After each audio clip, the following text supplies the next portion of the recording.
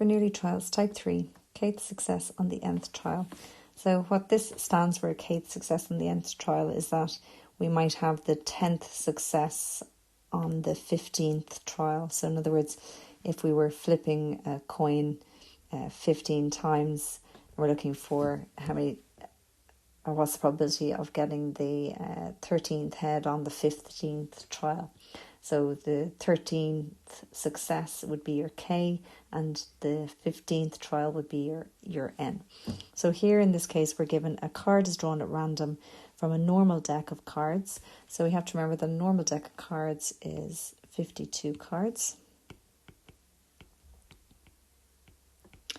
And we're told it's also replaced.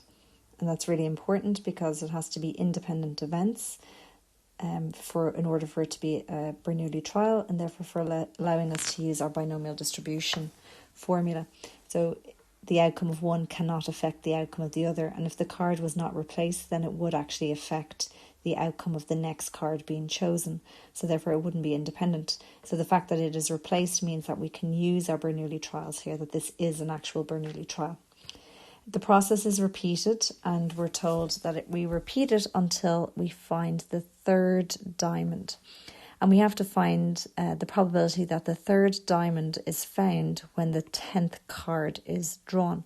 So our kth success in this case, so the kth success would be getting the third diamond. And the nth trial means that we'll get this third diamond on the 10th card. Okay, so what does that actually mean? Well, it means that we get a third diamond on the 10th card. Then we must have gotten 2 diamonds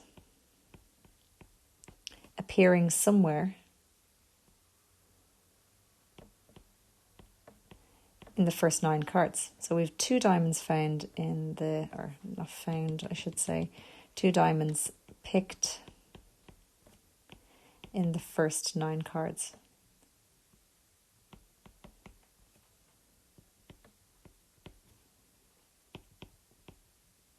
Okay, and that means then that the third diamond appears or is picked on the 10th draw. So when we draw a card from a pack, the 10th one is the third diamond.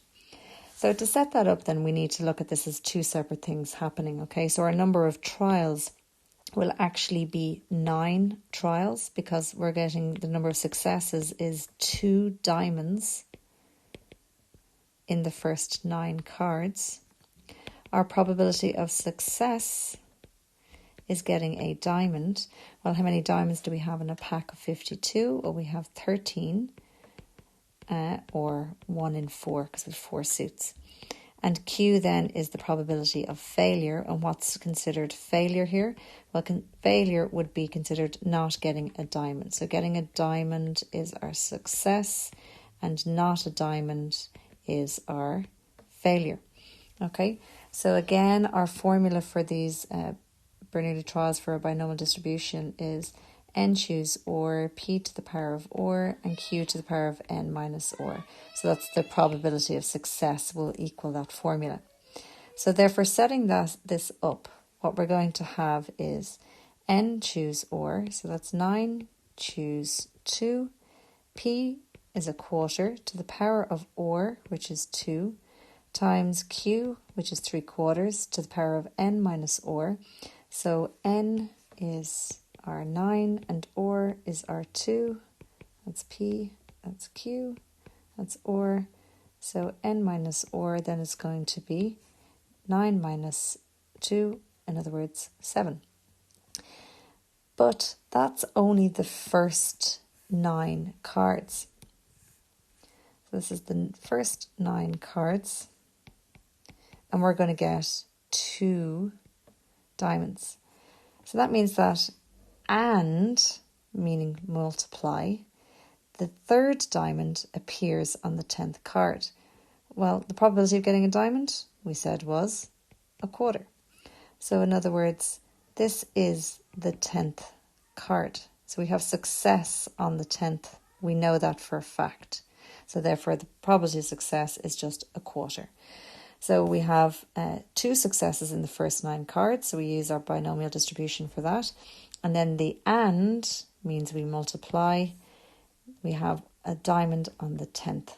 So putting all of that into our calculators, making sure we're using brackets there, the probability that the third diamond occurs on the 10th card is equal to 0.075084686. You know, and chances are we could be asked to round that to 3 decimal places, in which case it would just be 0.075. Okay, so what you're now going to do is on page 94, you're going to do questions 1 to 9.